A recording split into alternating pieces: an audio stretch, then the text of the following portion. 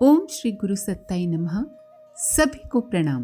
भगवान की कथा को सांसारिक कष्ट, पीड़ाओं और पतन से मुक्ति दिलाने वाली औषधि कहा जाता है। आज से शुरू होता है परम पूज्य गुरुदेव द्वारा रचित वांग्मय 31 का श्री कृष्ण कथा का प्रथम अध्याय। ईश्वर को आदि कारण तथा दिव्य चेतना के रूप में ही स्मरण किया जाना चाहिए। हर वस्तु में उस मूल चेतन सत्ता का अंश होने से जो आकर्षण दिखाई देता है, उसे लोग स्थूल पदार्थों की महिमा मानकर भ्रमित होते हैं।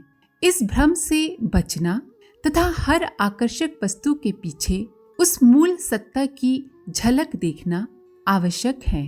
परमात्मा केवल चर्चा का विषय नहीं, उसे बुद्धि में धारण करना, बुद्धि को उसके नियंत्रण में छोड़ देना चाहिए। गायत्री मंत्र में भी धीमहि शब्द इसी उद्देश्य से आया है। श्री कृष्ण कथा को श्रीमद् भागवत कथा भी कहा जाता है। महर्षि व्यास ने महाभारत जैसा ग्रंथ रचने के बाद ये अनुभव किया कि ये काफी नहीं। ज्ञान विज्ञान तो रावण, कंस आदि राक्षसों के पास भी था, किंतु उनमें आदर्श परायणता का अभाव होने से, नैतिक मूल्यों एवं सिद्धांतों का अभाव होने से वो ज्ञान लाभ की जगह हानिकारक सिद्ध हुआ। ईश्वर श्रेष्ठ आदर्शों एवं सिद्धांतों का निर्माता, पोषक और प्रतीक है। अतः आदर्श परायण एवं ईश्वर परायण होना एक ही बात है। इसीलिए श्री व्यास देव ने भागवत की रचना की ताकि लोग भगवान की कथा के द्वारा ईश्वर के आदर्श रूप को समझें और उसको अपनाकर जीवन लाभ प्राप्त कर सकें। धर्म तरह तरह की कामनाओं की पूर्ति के लिए किए जाने वाले कर्मकांड का नाम नहीं है। धर्म तो मानवीय आदर्शों के अनुरूप आचरण पद्धति है, जीवन जीने की कला है। परमात्मा के सही स्वरूप को परमार्थी सत्पुरुष ही जानना चाहते हैं। स्वार्थी धूर्त तो उसे भूलना चाहते हैं अथवा उसे गलत रूप देने का प्रयास करते हैं, क्योंकि परमात्मा स्वार्थ नहीं, परमार्थ का समर्थक है। परमात्मा त्रितापों अर्थात दैहिक, दैविक तथा भौतिक कष्टों की जड़ काटता है। वह अंतःकरण में प्रस्फुटित होकर कष्टों के निवारण की क्षमता, शक्ति मनुष्य में पैदा करता है। बाहरी व्यक्ति की तरह सहायता करने वो नहीं आता, और यही पद्धति कल्याणकारी भी है, क्योंकि मनुष्य जब खुद कष्टों के थपेड़ों का सामना करता है तभी वह तपता है। उसकी आत्मिक और आध्यात्मिक उन्नति तभी होती है। भगवान की कथा को तीनों प्रकार के यानी कि आधि भौतिक, आधि दैविक एवं आध्यात्मिक तापों को काटने वाली कहा गया है। इसका स्पष्ट अर्थ होता है कि कथा का प्रभाव मृत्यु के बाद ही नहीं, इसी जीवन में दिखाई देने लगता है। मनुष्य के जीवन की दिशा बदल जाती है। सांसारिक सफलताओं से लेकर पारलौकिक उपलब्धियों तक उसकी गति बनी रहती है। अस्तु ये मान्यता बनाना एक बड़ा भ्रम है कि इस जीवन में कथा कोई परिवर्तन नहीं ला सकती, और उससे तो मृत्यु के बाद ही स्वर्ग एवं मोक्ष की प्राप्ति होती है। स्वयं भगवान ने ब्रह्मा जी को संबोधित करते हुए इसका स्पष्टीकरण करते हुए कहा, लोकेश, यश, धर्म और विजय के लिए धर्मात्मा मनुष्य को मेरे भागवत शास्त्र का श्रवण करना चाहिए। अगर आप आधि भौतिक, आधि दैविक एवं आध्यात्मिक कष्टों के बारे में विस्तार से जानना चाहते हैं तो हमारा वीडियो दुख कितने प्रकार के होते हैं, जीवन में दुख क्यों आते हैं, जरूर सुने। इसकी लिंक आई बटन पर ऊपर दी हुई है। यश मिलता है श्रेष्ठ आचरण के द्वारा तथा विजय मिलती है पुरुषार्थ, साहस तथा सूझबूझ से। धर्म कर्तव्यों को पहचानने तथा करने से सधता है। इन लौकिक सफलताओं का मार्गदर्शन प्रभु कथा से ग्रहण करना चाहिए। पाप और पुण्य का सही स्वरूप भागवत कथा के माध्यम से मनुष्य लोभ, मोह, वासना तृष्णा इत्यादि बंधनों को छोड़ने में, तोड़ने में सफल हो जाता है, अतः मुक्ति का अधिकारी हो जाता है। भगवान के कहे अनुसार कथा सुनने वालों को ये सब लाभ मिलने चाहिए, किंतु ऐसा होता दिखाई नहीं पड़ता। उसका कारण है कि कथा कहने सुनने वाले दोनों ही अपने आदर्श को भूल गए हैं। कथा को प्रभावशाली बनाने के लिए पहली शर्त है कथा कहने वाले की, सुनाने वाले की पात्रता।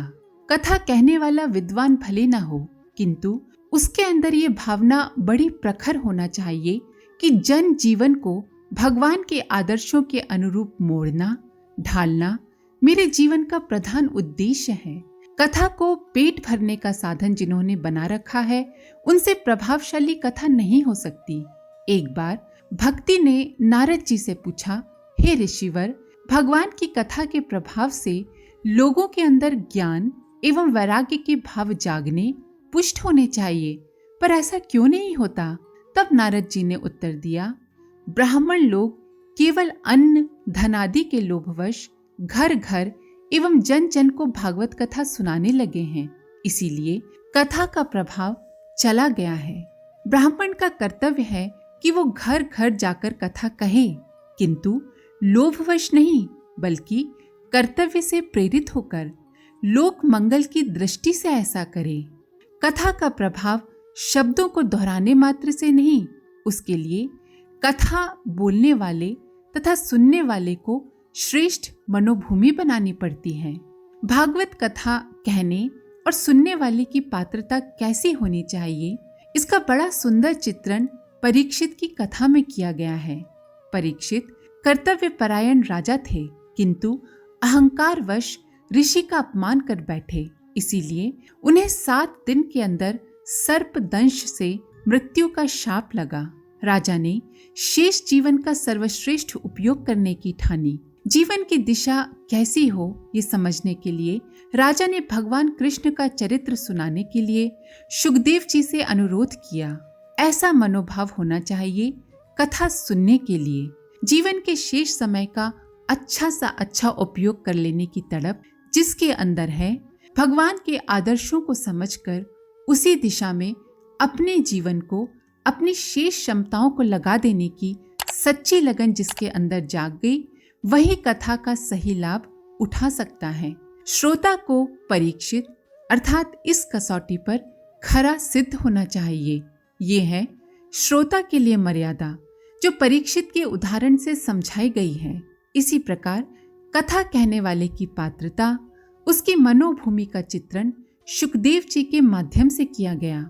सुखदेव जी आत्म परिष्कार की साधना तथा ज्ञान प्रसार के कर्तव्य में बराबर लगे रहते थे।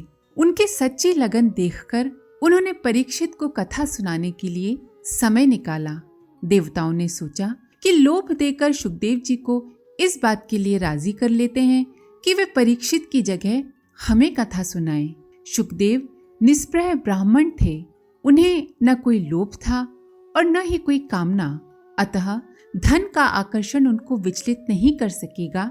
देवता ये समझते थे, इसीलिए वे अमृत लेकर पहुंचे तथा उसके बदले में कथा का सौदा करना चाहा।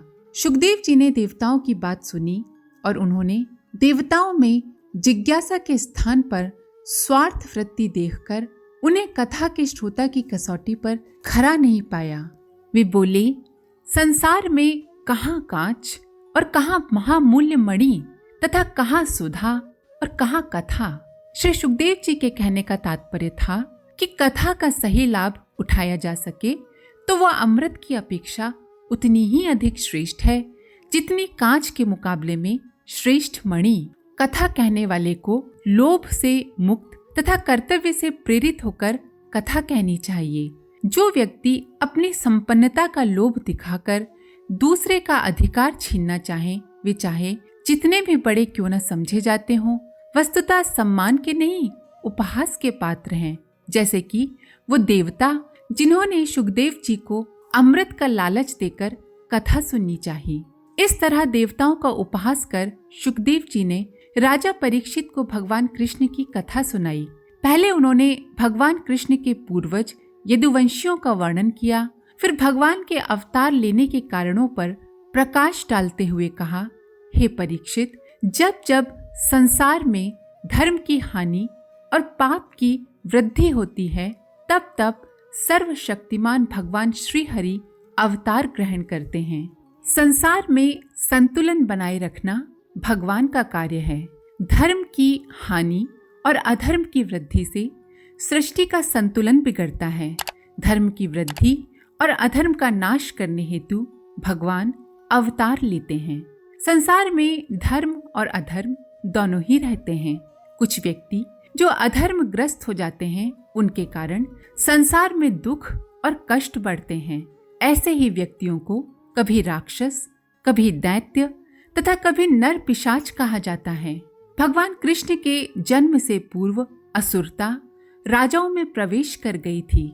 इन राजाओं ने भयंकर उत्पात मचा रखा था तथा वे संगठित होकर, इकट्ठे होकर देवत्व को समाप्त कर देने पर तुले हुए थे। इन विकट परिस्थितियों में जन्म लेकर भगवान कृष्ण ने अपने पुरुषार्थ द्वारा असुरता को समाप्त कर देवत्व की स्थापना की। जब असुरों ने राजाओं का वेश धारण कर लिया और कई अक्षौहिणी सेना इकट्ठी करके वे सारी पृथ्वी को रौंदने लगे, तब पृथ्वी का भार उतारने के लिए भगवान मधुसूदन बलराम जी के साथ अवतीर्ण हुए। आज के लिए इतना ही। इसके आगे का अगले वीडियो में। आप सभी का धन्यवाद। ओम शांति। हमारे YouTube चैनल को सब्सक्राइब करें और बेल आइकन को दबाकर ऑल पर क्लिक करें ताकि आने वाले सभी वीडियोस की नोटिफिकेशन आपको मिलती रहे।